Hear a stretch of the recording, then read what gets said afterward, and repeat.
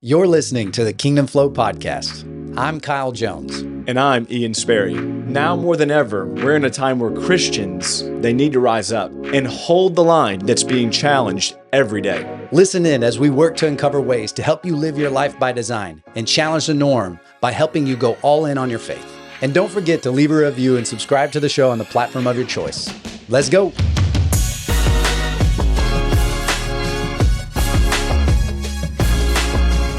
Father, thank you for today. Thank you again for another opportunity to record an episode with an amazing guest today. Lord, I pray that, Lord, you just do what you do. Just show up, show off, and take the conversation however you would like it to go, Father, that it would most greatly affect those that are listening. And so, Lord, we just love you, we honor you, and we thank you for this time. In Jesus' name we pray. Amen. Amen. Amen. Well, Happy New Year to our listeners. Yes, Happy New Year. I forgot to disclose that to you guys. Full disclosure, we're actually recording this in 2024, but the launch is coming in the new year. So Happy New Year to everybody. That's good. That's We've got a great guest to kick us off this year. No is actually not a male model. He's actually this dude, the associate pastor Am I red? of Lakewood Church, Pastor Nick Nilson. Thanks for joining us. Thanks for having me, man. Appreciate it, Yeah. Kyle. I think our listeners might have heard of the church. Maybe a little bit. Maybe. Yeah. So, but thanks for being here. I know our listeners are going to be blessed by what you have to say. Not only are you associate pastor, you're a husband, a father. Mm-hmm. You're actually an author too.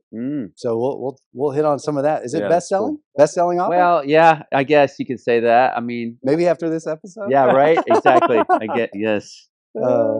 But we're excited to have you here, and we'll get into it a little bit. But you know, you're from Wisconsin and you came to Texas. I'd love to start with that. Like, tell us, how does a guy from a small town of Wisconsin even get to Texas, much less even get to a point to where you're at? Oh, well, it's a long journey, that's for sure. But I do not miss the winters. I'll tell you that much. No, I was born and raised in Beloit, Wisconsin.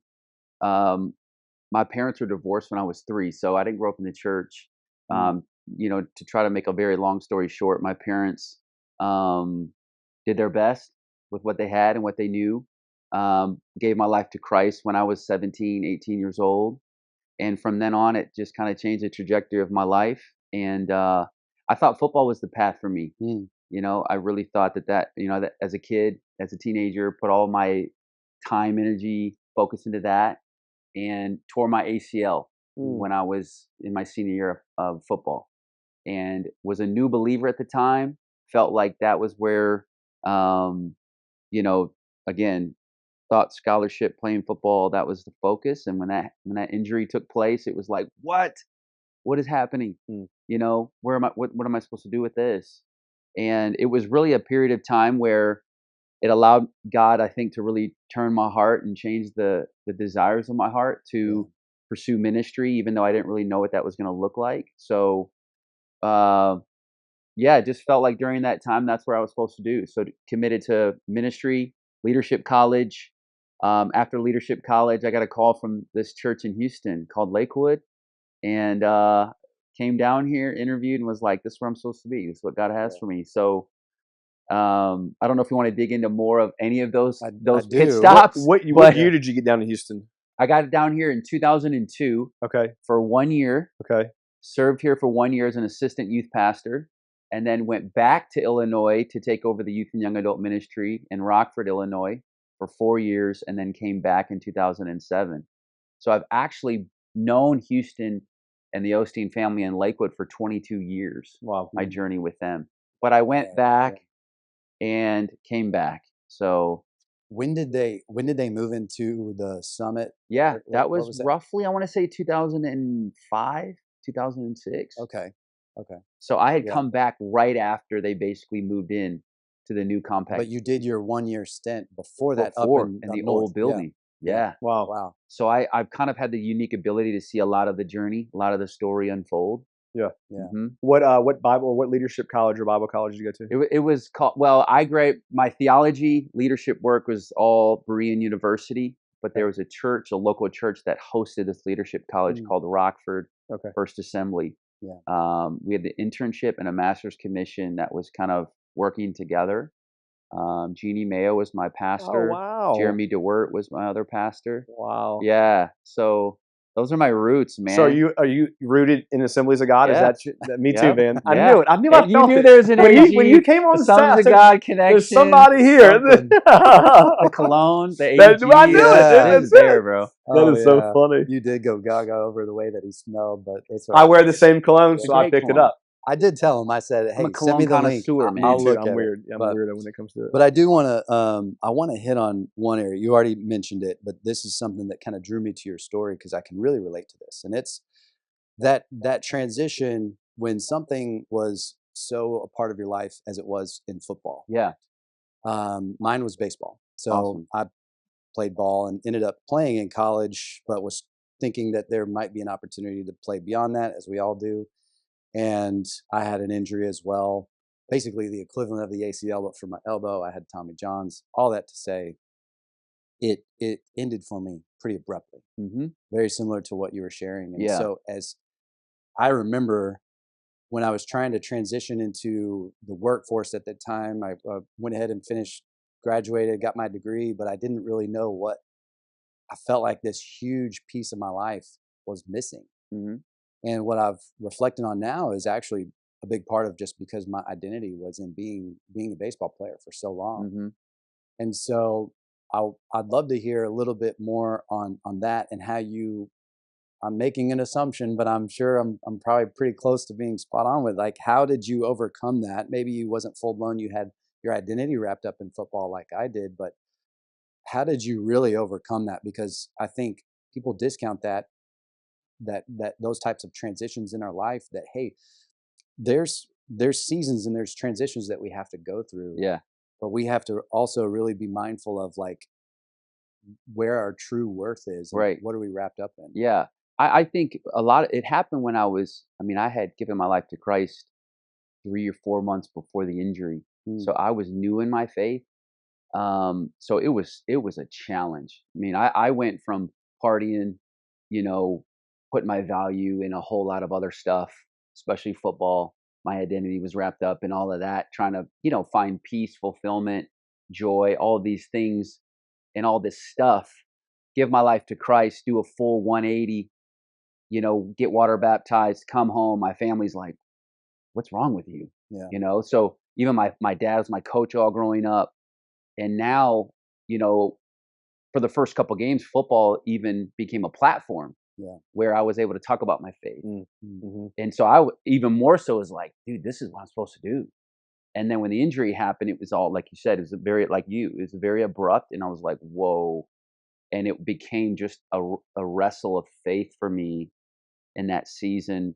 Thankfully for me, I was surrounded by very faith-filled, strong believers, friends, youth pastors who really just came by and sat with me in the middle of that pain and in the middle of that challenge and struggle. They knew I was wrestling. And people just honestly reminded me. That's why I think who you surround yourself with is so important. The environment you plant yourself in, because we all go through painful stuff. It couldn't, maybe it's a business opportunity that closes or shuts, or maybe it's a relationship, that goes sideways. And I think where you're planted and what environment you're in can really help steer, what comes out of that. And I just had people saying, hey, trust God. You may not understand it, but God's going to work this out for your good. Because I didn't know anything at that time. I was a young believer. I didn't know the promises of God. I didn't know Romans. I didn't know about God having the ability to work all things. The bad, he can turn it for good. And if one door closes, that means there's a better door ready and available for you.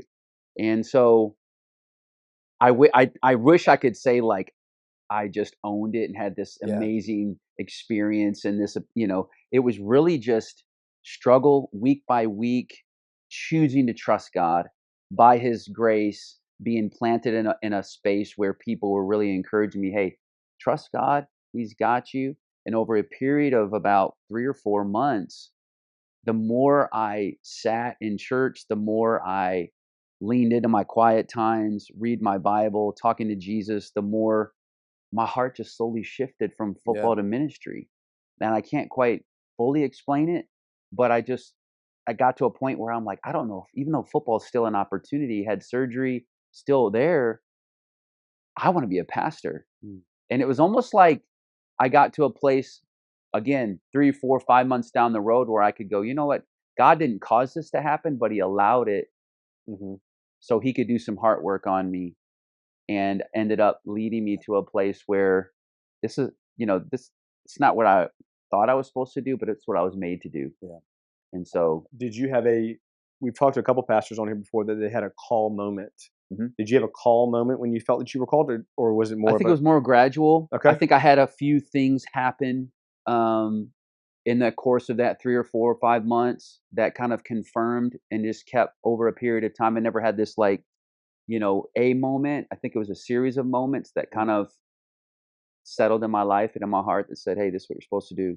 This is where this, I want to unpack it. You were kind of hitting on it, which I think, but just what does that mean? So you had people around you talking about and encouraging you to trust God from a very practical standpoint. How does that play out in somebody's life? Because we're living in some uncertain times right now. Right. So like whether it's hard financial times or, people dealing with a sickness, like how do you actually trust God, and what are some practical things that you did? I think, like I said, I think for me personally, during that season where I was going through something very challenging, I'm very grateful that I had chosen to put myself in the right environments consistently, despite how I felt. Like I said, for me, practically, I was going to church Wednesday nights. I was there on Sunday mornings. I was part of a life group, on Monday nights. I think I was just choosing to put myself in environments of faith that, as a new believer, it was paramount for me, especially when you're going through something hard. And I just had people in my corner that would call me, would get after me. And I'm just a big proponent, especially right now, beginning of the year, people are deciding what their, vision, goals, resolutions, what they're going to do. And I think part of those decisions, one of the main decisions I think should be who you're choosing to surround yourself with, assessing your relationships, assessing your, the people you're doing business with, people who you're going to spend the most time with. Obviously, you might be in a workplace that you can't control, or a cubicle you can't control, or an office space you can't control, but you can choose who you surround yourself with. And it's like a seed, it's like a seed is packed with a plan. It's got something that's going to blossom into. But if you put that in bad soil, it's not going to become everything it's designed to become. Yeah, that's good. And the problem isn't the seed. The problem is the soil. Yeah. But if you put that in good soil, it can bloom and blossom and everything it's designed to be. And I've seen seasons of my life, that being one, others where because I was in good soil and a good environment, put myself, chose to be around good people, it helped unlock the potential in me, unlock the purpose in me. And I've also been in seasons where I didn't make those good decisions. I got around bad people, negative, gossip, haters, cynical, sarcastic, and it limited me in that season, all because of the people I was around. So I think as people prepare for 2025, I think one of the most instrumental decisions we can make for our destiny is, who am I going to choose to spend my time with? That's really good. Who am I going to choose to spend my this year? Assess your relationships, evaluate them. I've just seen it be so powerful in my life, for good and bad. Yeah, that's really good. I want to go back to a comment you made, and I want to dig in a little bit. Just knowing your background, knowing where you're at currently serving at Lakewood, I think you'd be a great person to kind of go down this. So you made a comment and you said, God did not cause it, but He did allow it. What would you say to those believers and non-believers that would say that I'm going through this because either God caused it, or I'm going through this trial, this tribulation, because either He caused it or He's trying to get me or draw me closer to Him through this pain and this trial and this sickness, whatever it may be. Yeah. You fill in the blank. Does that make sense, that question? Yeah. It's tough. I think, when we choose to put our faith in Jesus and we choose to follow Him, He doesn't say it's going to come easy or it's going to come without challenges or struggle or problems or obstacles. Like, we all face them. And I think we all have a unique opportunity when we go through those seasons, whether for me it was a serious injury, for you it was a serious, like, life altering injury. I think we get the opportunity then to either, like, focus on the problem and live there, or, like, I'm going to realize I have an obstacle. I'm going through something challenging. It's a storm. I didn't see it coming. I can live there, or I can live beyond it. I can lift my perspective beyond the problem and beyond the challenge and beyond the pain. And I think, Jesus offers that ability. It's a change of perspective. To me, life is about perspective. Yeah. Following Jesus is about embracing a new perspective on everything you're experiencing, the good, the bad, the unexpected. And I can go, all right, through Jesus, I can now focus on the fact or live beyond the fact. It's good. Yeah. You know what I mean?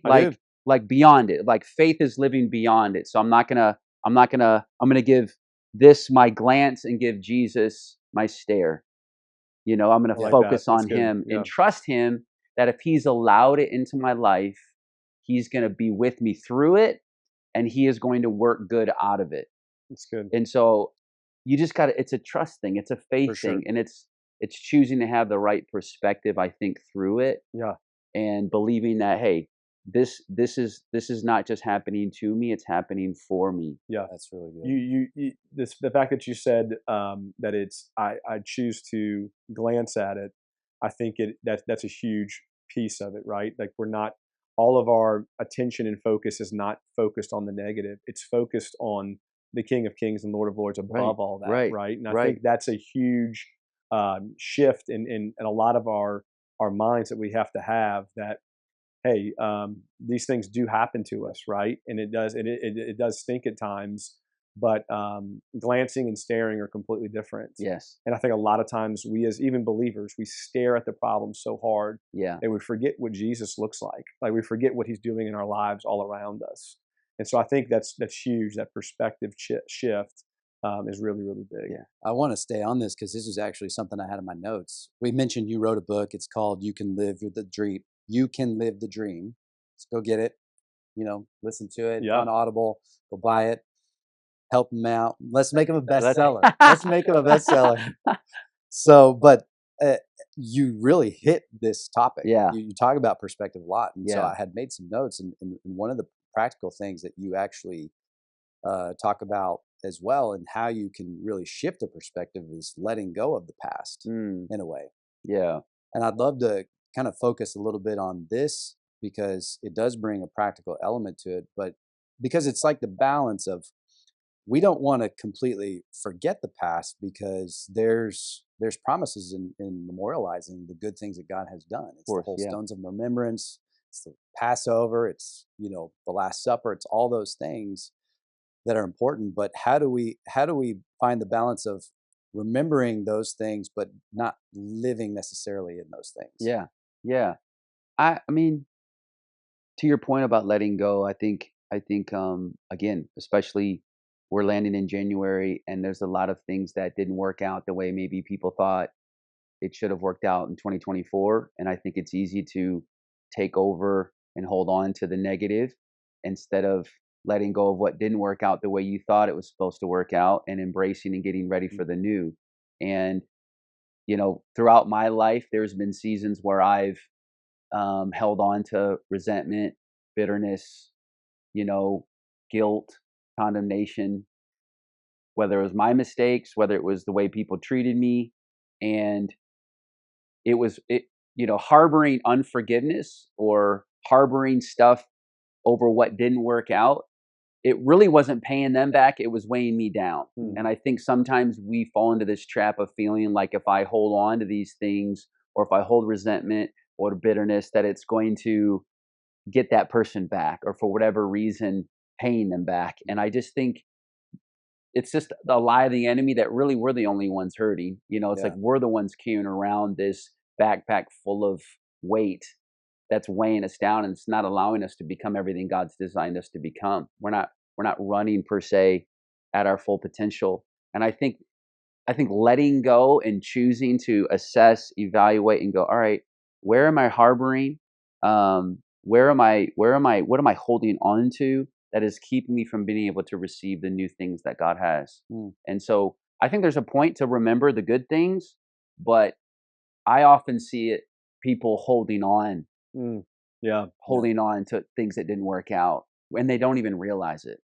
And so I think I think we have to, as people, constantly take inventory and assess our lives and go, is there anything I'm holding on to right now that is unhealthy? Yeah. What am I carrying? What unnecessary weight am I carrying that is keeping me from becoming who God's called me to become? And I've noticed when I do that evaluation and when I inspect my heart, I'm like, man, I'm still holding that grudge, or I'm still walking with condemnation over the mistake I made the other day. I need to let go of this. I need to receive His grace and let go, because the only person that's hurting is me. Right. Yeah. So I don't know. We can unpack a lot, but I just think we've got to let go. Most of the time, we're hard on ourselves. Most of the time, we're not letting go and forgiving ourselves of the mistakes that we've made. You know, the way we treated our wife or our spouse, the way we treated other people, bad mistake, whatever. Yeah. Let it go. Get ready to receive the new thing. Yeah. I love that. I know I've found in my own life too, if I'm not letting go, the bitterness can just creep in. And like you said, I mean, I hadn't really thought about it through that lens, but shame can also lead to bitterness and just how we handled a circumstance. Yep. Where we're just beating ourselves up because we made such a big mistake versus like a missed opportunity. Like I could sit here and say, I could have. I can say it at 40 years old now that I could have been a Major League Baseball player, right? But it's like if I legitimately like hang on to that thought, it can actually allow bitterness to creep in, but also like even on the mistake side, it's crazy how much that can derail us. To also more than that, to keep it right there, so there's not a compound effect where now we're making multiple mistakes because this bitterness is just stacking up. Yeah. And now it becomes harder to overcome. Yeah. So I think with letting go, when I went through my knee injury, someone told me God will never allow a door to close if He doesn't already have a better door to lead you through, already prepared for you. Yeah. Right? The path of the righteous gets brighter and brighter. That's good. Yeah. So even though I felt like, man, this is what I was supposed to do, this is the dream. If God allowed it to close, it means He has something better. Yeah. He's placed things in me that I'm unaware of. I never imagined I'd be a pastor. I never imagined I'd be in the spaces that I'm in right now. When I was 18, 19, 20 years old, I didn't know what was inside of me. God did. And to me, it was a matter of a walk of faith and trust going, all right, if this door is closing, God, I got to trust you that you have something big in my future. And I think that's where we can get stuck, is not remembering he's got your best days aren't behind you. They're out in front of you. Yeah. Don't live there. You got to let go and be ready to embrace the amazing things that He has in your future. Yeah. I think intentionally evaluating yourself is huge. And I think that's what you're talking about here, just evaluating. I can honestly say I don't do that enough. Like sit down and go, God, where am I bitter? Right? Where am I holding on to things that I should be letting go? Just like recently, I just had a whim to like get rid of stuff in my closet, right? Just stuff that I haven't worn in so long. And I have bags of it right now in my room, just full of clothes, full of shoes, full of all kinds of stuff. But I felt so good after. I was like, oh my gosh, I feel like the clutter's gone. Yeah. But I think spiritually we can do that too and be intentional about decluttering the stuff that we walk through. Yeah. And just, quarterly or whatever it is, systematically being intentional on decluttering and going, God, hey, remove what I need to be removed. Let me forgive who I need to forgive. And like you said, move on from it. Yeah. And expect a better day ahead. So I think that's really good. That, I'm also thinking about it through the lens of somebody that has had some great success in their life, where they're kind of still stuck there, that's limiting them. And now they put, a ceiling on top of their life now, not really having the mindset that their better days are still ahead, even after having some success. Yes. So it's true. Again, the path of the righteous gets brighter. and brighter. And I think, you can hold on to glory days or go, those are great. We thank God for them, but I got to live open-handedly and eagerly expectant for the next chapter. It's a better chapter than the previous chapter. Yeah. And it may look different. I think success may look different for people and versus what it was in the past. And it's a trust thing. It's a faith perspective thing. That's good. Yeah. So Nick, so you're at Lakewood now. Describe a little bit of what you do, because I have some questions based around that, because I think what you're doing and how you're doing it in relation to Pastor Joel is super unique and is really just a super cool calling. And so I want the listeners to kind of get a little bit of the backstory first before we kind of dive into that. Yeah. So I came here in 2007 to be youth and young adult pastor, and I started doing that. I did that for probably 10 years, and then my role slowly changed into being an associate pastor, into overseeing all the ministries at the church. And now I find myself over probably the past 5 years serving Pastor Joel in any capacity that he needs me in, whether that's if I'm going to preach Sunday morning or lead, staff in a certain direction, develop leadership culture within, just anything he needs. I'm happy and enjoy serving him in that capacity. So, I mean, I'm a bit of a unicorn in my role. Yes. My title is associate pastor now. Okay. But I find myself. But what the cool thing is I love doing everything that I get to do right now. Yeah. I think there's the creative stuff I get to explore. There's strategic stuff I get to explore. Developing values and culture in our leadership teams. Yeah. All of it I enjoy. How big is y'all staff now? We have 250 staff. Yeah. So you're running full time you're running this organization in the sense in relation with Pastor Joel. And so this is what I think is super, super unique. And this is why I was so excited that you were going to come on to the podcast is, I think everyone in the world looks at these success stories and they think they have to be the Joel Osteen. They think they have to be the Donald Trump, whoever it is, right? You name the character or the person that you think you have to be, but they think they have to be the number one, the spotlight, it's got to be on them. And I think you're really living this dream out going, hey, I'm not the number one. I'm choosing and I am the number two. But you're still living this amazing dream that I think you're living with your family, your books, leading a staff of 250 people. And so dive into that a little bit, because it's not seen in today's culture. Choosing, and I think this is a key part too. I think you choose this, right? You choose to be a Jonathan to a David. And so in today's culture, that's not normal. Right. We got to be David, and if we're not David, something must be wrong with us. Yeah. And we're not doing something right. Yeah. Does that make sense? Yeah, absolutely. Yeah. And I think in our culture today, like you said, everybody wants to be number one, and I think there's a lot of factors that play into why I enjoy what I get to do. I'm a part of a 60-plus-year-old story that started long before me. I feel very committed and called, like you said, to the church and to the vision of the church. Pastor Joel is such a big leader and a secure leader, and so that makes it easy for me. That's good. To serve his vision. Our vision is to give hope to the world, and so for me, I feel like there are different gifts and strengths and passions in me that that's easy to align with that vision. My heart has always been, I want to be a part of a dream team that's changing the world. And I feel like I'm doing that, and I get the honor to do that. And like I said, I can't brag enough on Pastor Joel and just his makeup, his humility, his character, his integrity. And so serving that to a degree is easy.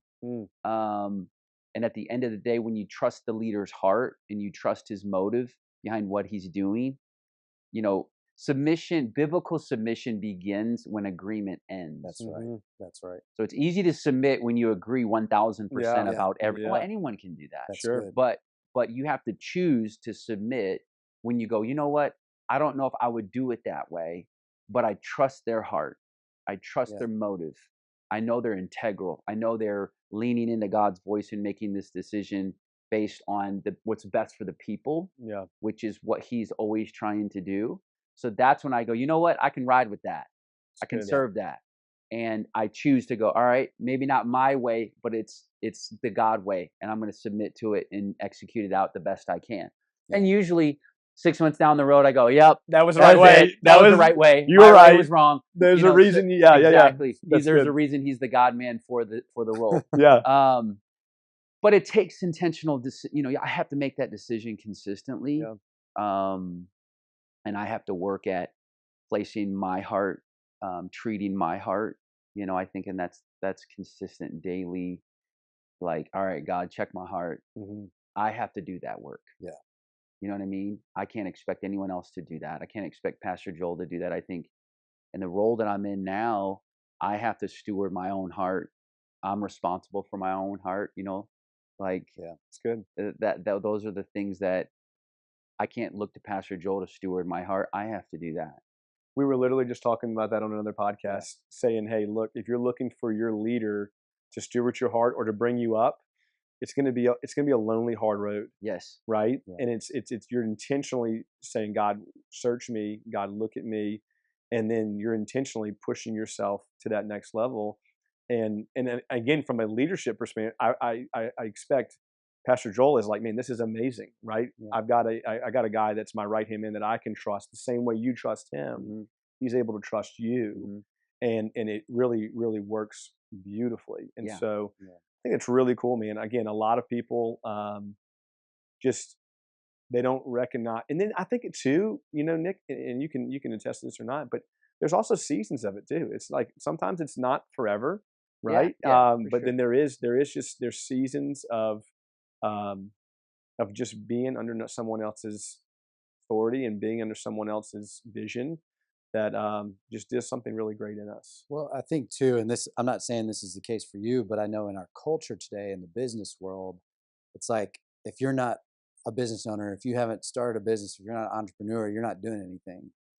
And that's just not the case at all. And especially, I came from the corporate world, a really big company where there were a lot of great creative people who will never own a company, but they're very successful in being a part of the plan, being a part of the vision, and actually being a part of the partnership of the bigger vision.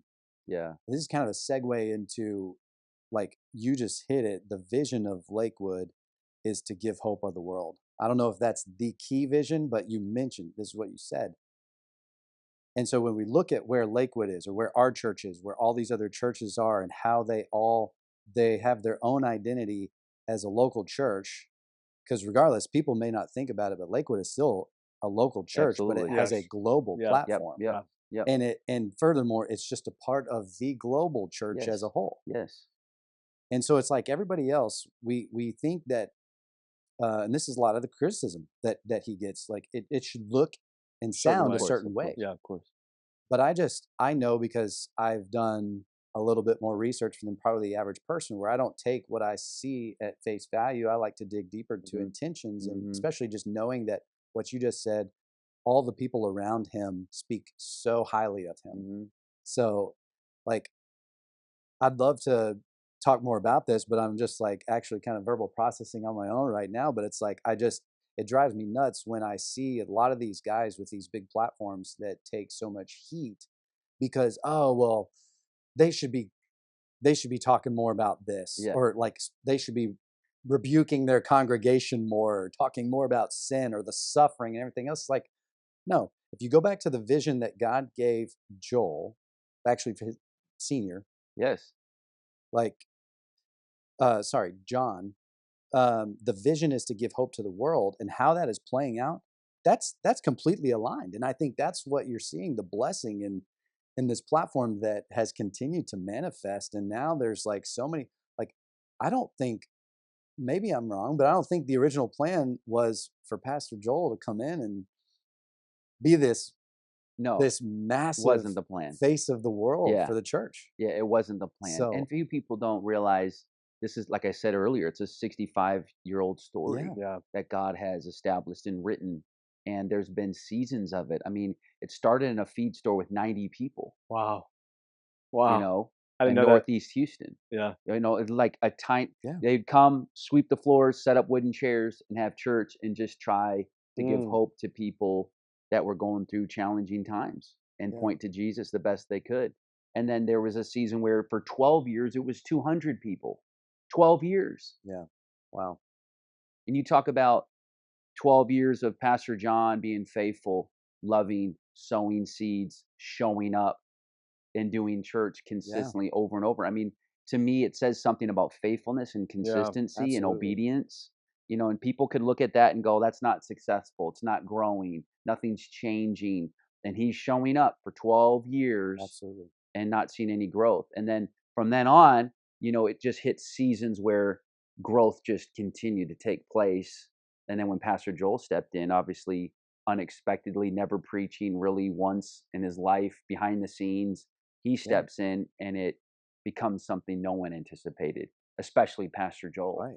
So it wasn't like he was asking for the influence and asking for it. It was just he was stepping into something he felt very compelled to do. And what I think few people know is for years, Pastor Joel would go over to his father's house the night before his dad preached, lay out his dad's suit, pick out his tie, pick out his shoes, go to the church, make sure the cameras were just right, the platform was just right, the pulpit was just right, to the inch, so that his dad could look amazing.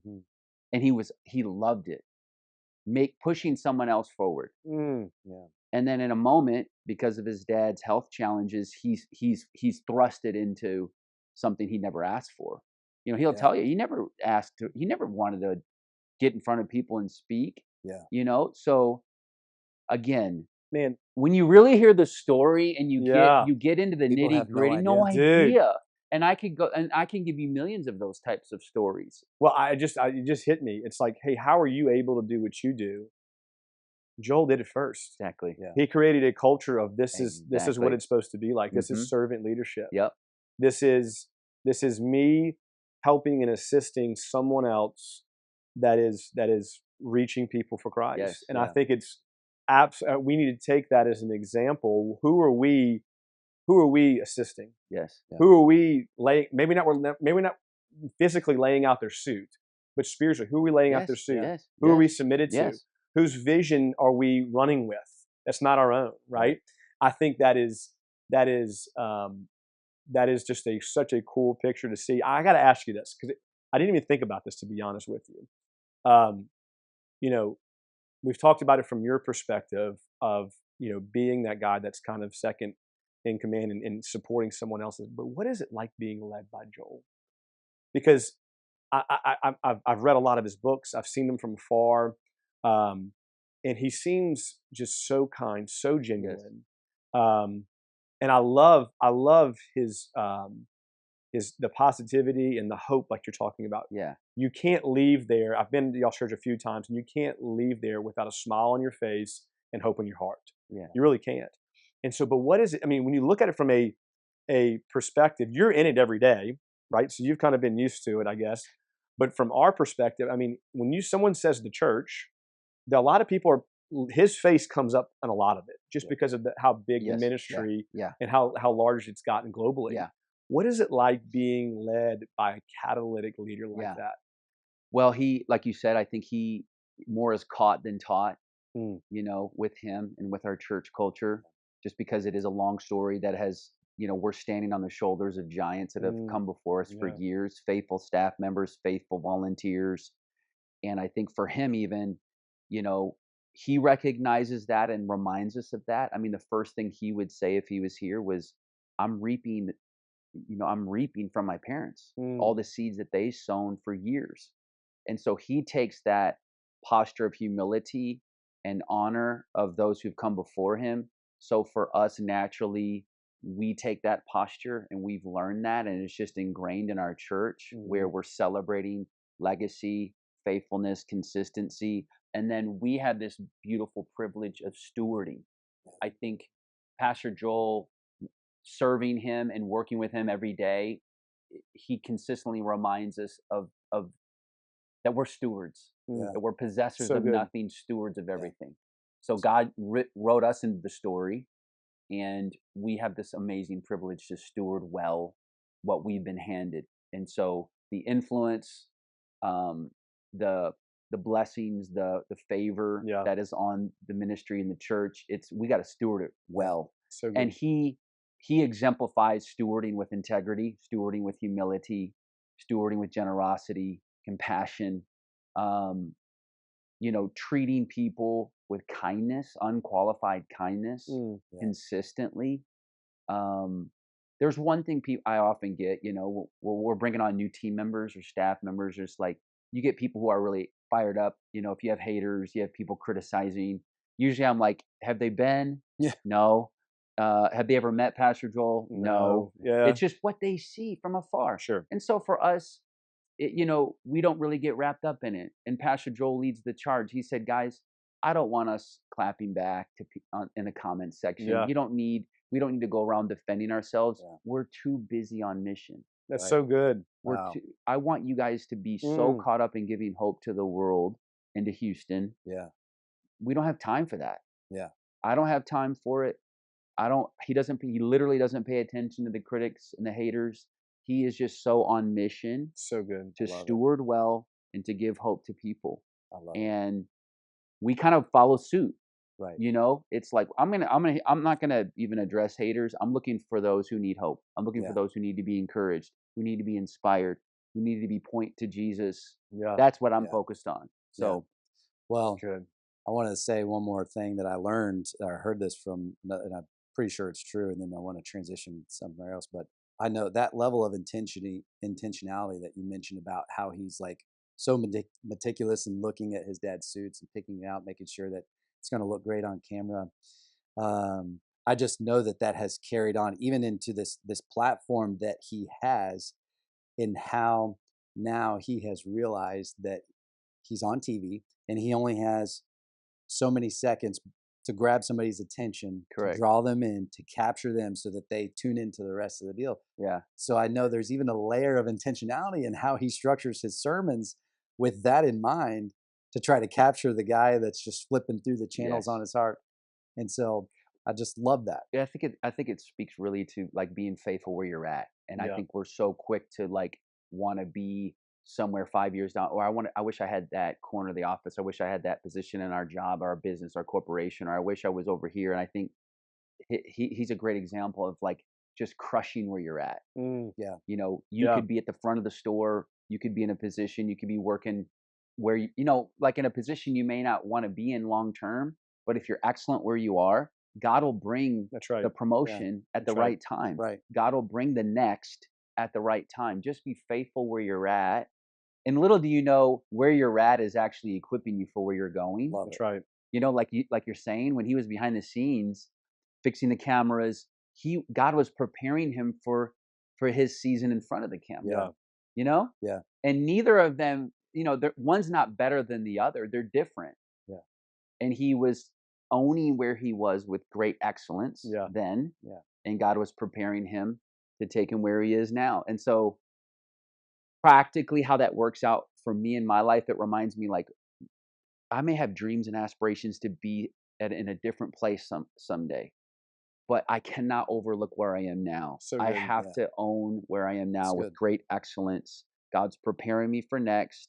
There's great things in this season that he wants me to experience and explore that are actually going to equip me for what's coming. That's right. Yeah. Don't miss it. Well, that's incredible. I don't know if that story is true. Maybe he can confirm or deny, but if it's not, it still sounds good. So that's confirm. But, yeah. So I do want to transition a little bit too, because I know even though you're not the lead pastor, you're an associate pastor of a big church. So you got a lot of people probably pulling at your time, and managing that can probably be challenging in itself. And yet at the same time, you still have family, you have a wife, you have kids that you need to lead. How long have you been married? 20 years. 20 years. Yep. 20 and you've years. got a boy and a girl. So what are some things, I'm always curious to get somebody that's a high level achiever, has all these things tugging on time to give us some practicals around, like how do you put boundaries in place to, number one, make sure that you're being spiritually fed, Like you're continuing your relationship with your Heavenly Father, but also with your wife and your kids. Like, how do you protect all that? That's a good question. It's a journey. I'm working on it. I don't know if I'll ever have the corner of the market or an expert on that, but I think for me, it's always going to be about my pace and my margin. I think if I'm not creating margin in my life, if I'm not making sure that there's space, if I'm running 1,000,000 miles an hour and I'm filling my schedule up to max, all the way, no margin, it's gonna take a toll on my marriage, and it's gonna take a toll on me first and foremost. And I think I've just learned to go, all right, every morning I got to create margin. Every week I've got to have some margin where I'm not maxing out my days. And so just figuring out practically, this works out differently for everybody, and it works differently in different seasons. I think I have to protect my quiet time with Jesus. I have to make sure, like right now, it's before I work out at Lifetime every morning. I'm in my car, literally, with my windows rolled up, worship music on, and I'm reading my Bible. 10 years ago, it was the auditorium of the church, having quiet time, like walking with God and having that space. Right now, it looks different, but I'm still creating it because that's how it fits best in this season of my life. And so I think, as practical as that is, I'm making sure that I have margin. I think the enemy always wants us in fatigue. I think that's one of the biggest things the enemy tries to lead all of us into, is in a place of spiritual and emotional, physically just tired. Dude, run 1,000,000 miles an hour. Go after that. Go after that. Go after that. There's a million things we can be doing. All we have to do is just keep scrolling, trying to keep up with the Joneses. And I have to remind myself, slow down, run at the pace God's called you to run at, trust Him for all these other things that you're worried about, and create margin. Because the unexpected will happen in life. The unexpected will happen every day. And if I'm maxed out and I've left no margin in my life, it's going to spill. When something hits it, I'm going to spill. And we all get hit with things every day, whether it's at work, kids get sick, car accident, whatever. The unexpected happens. And if I haven't created margin in my life, then usually something happens and it's a spill. It's a mess, right? It's really good. And what I'm carrying on the inside is easily contaminated because of it. So I think that's just the biggest thing for me is practically on that. I love to ask pastors, like, and if you're comfortable with sharing, what does that quiet, like she said before, worship, what does your quiet time look like? Great question. For me, like I said, right now, I'm in my car, worship music, open my Bible. I love reading a New Testament chapter and an Old Testament chapter every day. Proverbs, whatever day it is, if it's the 8th, I'm reading Proverbs 8. And then I start with reading, and then I just meditate. Whatever I'm reading, all right, God, how is this landing with me today? What does this look like for me in my life? How does this hit me as a father? How does this hit me as a husband? How does this hit me as a leader? And then I just I usually have certain individuals that I'm praying for in my world, besides my family, whether it's our staff, whether it's Pastor Joel, whether it's friends that I'm golfing with, friends that I'm trying to stand in the gap for to lead to Christ. Like it's that practical where I have, if I were to go get my Bible and open it to the bookmark, on that bookmark is a list of 10 people that I'm consistently praying for that are in my life. So that, I don't know if that's as practical as I can keep going, but that's kind of what it looks like. And it's, some days it's 30 minutes, some days it's 45, some days it's 15. You know what I mean? But for me, it's treating my heart. It's, you know what I mean? It's like kind of what we talked about. Proverbs says, guard your heart. Guard your heart. I have to steward my heart. And the best way that I feel I get to do that is through my quiet times, my time with God alone. And then once I'm done with that, I go and I physically work out, and I feel like it's kind of like my soul care, and then physically taking care of my body. That's great. Sweating, So what do you do if it's a month with 30 days and you're reading a proverb a day? I know. then I'm those are back at it. things. Double up. You go 30, 31? Double up, baby. That's right. Double up. That's right. No, How do you? Go ahead. Well, I was just, I'm making a joke. How do you take that same concept into your relationship with your wife? That's great. For us, we do date nights. We spend time together. For us, date nights isn't once a week. We try to get it in like once every 2 weeks. Yeah. And it's just that undivided attention. And sometimes our date night isn't a big movie or a big crazy restaurant. It's a walk. Like let's just walk around our neighborhood for an hour and Love talk and catch up and dream and let me hear what you're struggling with and Is battling she with the church too, or she is not. she's not? No, Okay. she is not. Okay. She is not. She's staying at home right now, Yeah. but she owns it with me though. Yeah, for sure. You know, Yeah. There's a weight there. Yeah, there's a weight there, and she assists with a lot of our staff members. She assists with Pastor Victoria in a lot of areas with the church. Yeah. So she's very much with me in it, which I love. Yeah. And we've been intentional about. But I think that's those for us practically. That's how it looks for us. Yeah. It's just in being intentional, being as intentional as we can to invest into each other and to remain friends, best friends. Yeah. Building that friendship is paramount for us. Yeah, that's one of the things I think that we've both learned with our own wives is like we overcomplicate and we make it harder than it has to be sometimes. Like, oh, I've got to have date night.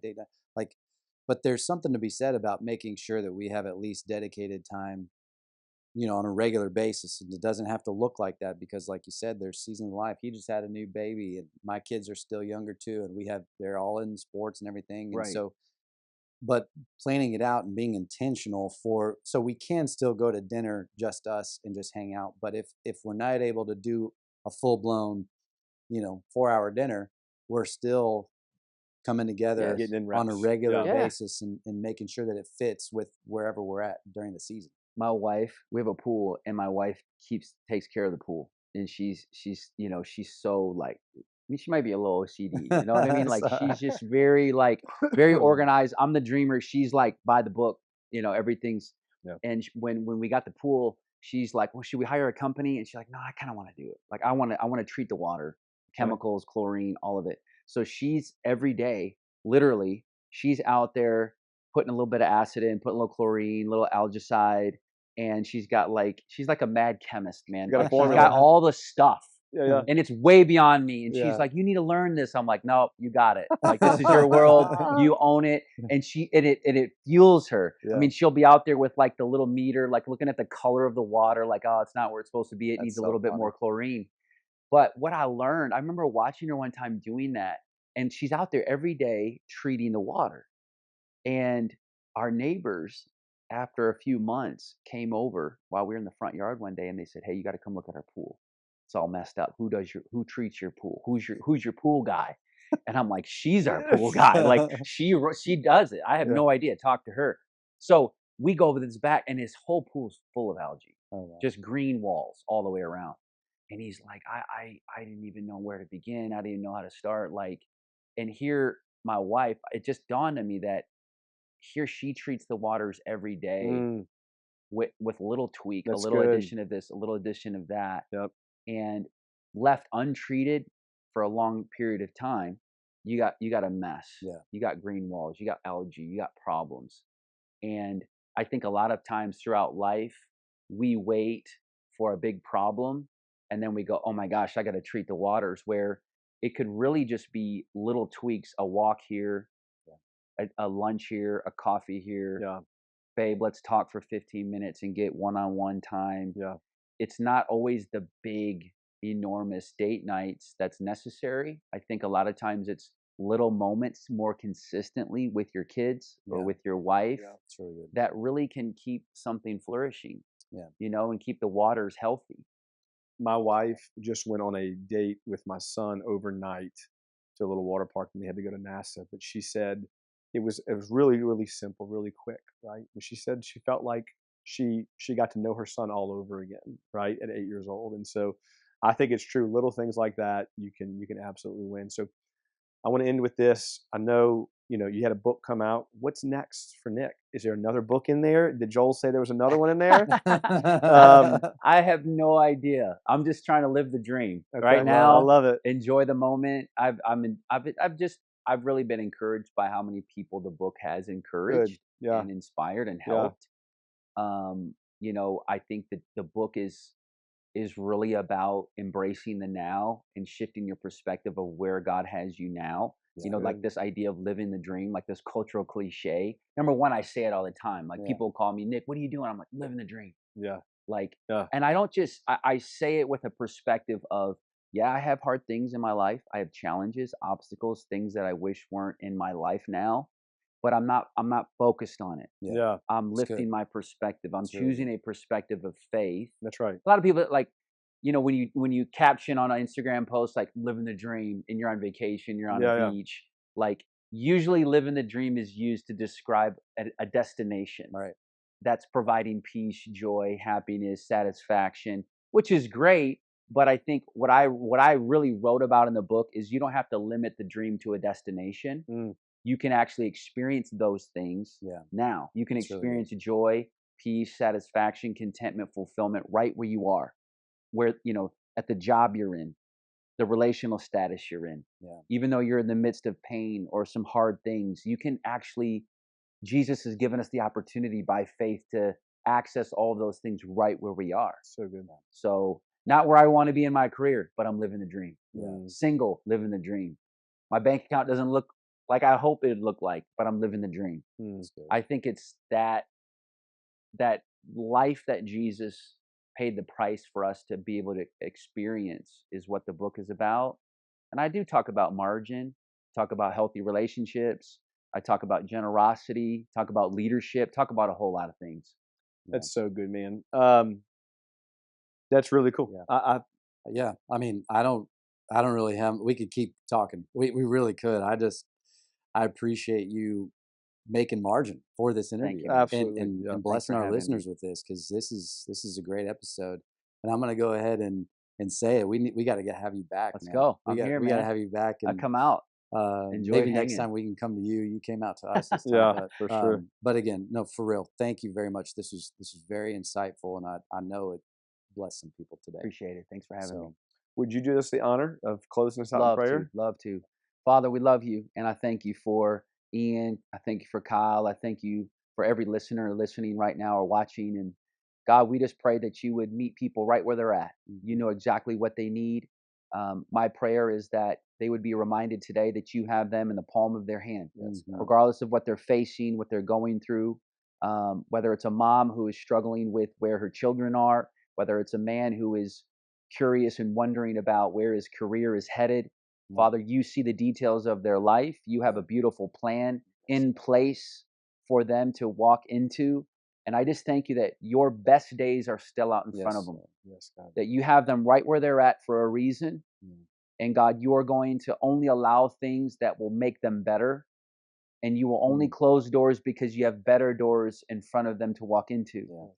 So God, thank you for your peace in their lives. Thank you that you are developing and transforming us into the people you've called us to be.